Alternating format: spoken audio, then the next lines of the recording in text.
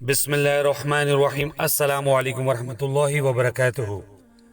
جب موت آئے گی تو یقین جانے کہ کچھ بھی کام نہ آئے گا۔ آپ کے دنیا سے جانے پر کسی کو کوئی فرق نہیں پڑے گا اور اس دنیا کے سب کام جاری رہیں گے۔ آپ کی ذمہ داری کوئی اور لے لے گا۔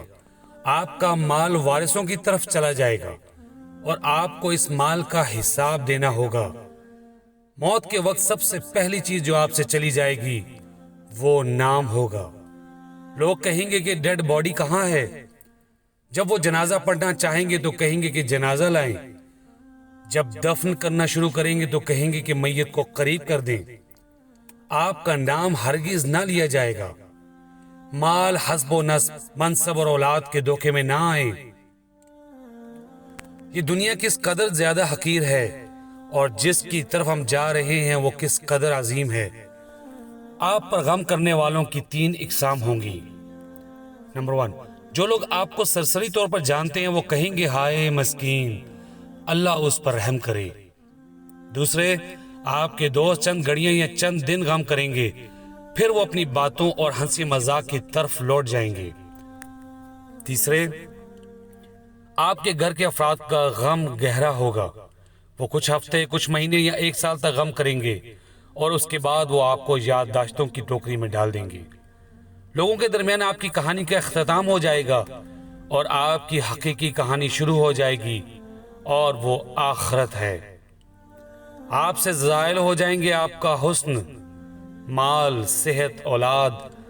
آپ اپنے مکانوں اور محلات سے دور ہو جائیں گے۔ شوہر بیوی سے اور بیوی شوہر سے جدا ہو جائے گی۔ آپ کے ساتھ صرف آپ کا عمل باقی رہ جائے گا۔ یہ وہ حقیقت ہے جو غور و فکر کی محتاج ہے، اس لیے آپ اس کی طرف توجہ کریں۔ فرائض، نوافل، پوشیدہ صدقہ، نیک اعمال، تہجد کی نماز اور اچھے اخلاق کی طرف، شاید کہ نجات ہو جائے۔ مرنے والے کو اگر دنیا میں واپس لوٹایا جائے تو وہ صدقہ کرنے کو ترجیح کر دے گا، جیسا کہ اللہ کا فرمان ہے سورۃ منافقون آیت نمبر 1، اے میرے رب، تو نے مجھے قریب مدت تک مہلت کیوں نہ دی کہ میں صدقہ کرتا؟